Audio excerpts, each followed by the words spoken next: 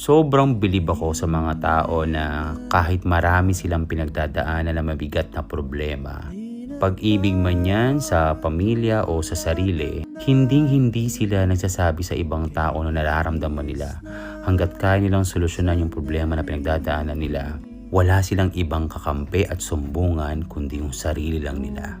Marami nagsasabi na kapag may problema ka, lumapit ka lang, huwag kang mahiyang magkwento. Pero hindi lahat kaya nilang magkwento.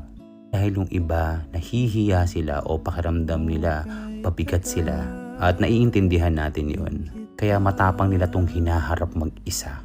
At para sa akin, kailanman hindi ito naging kahinaan. Kundi tahimik to na lakas. Na hindi lahat mayroong ganitong tapang. Para malampasan ang bawat luha na pinagdadaanan mo. Na walang nakakarinig, walang nakakakita. Pero sa bawat paghinga mo, unti-unti mo nakikita na kinakaya mo pala na walang ibang tao.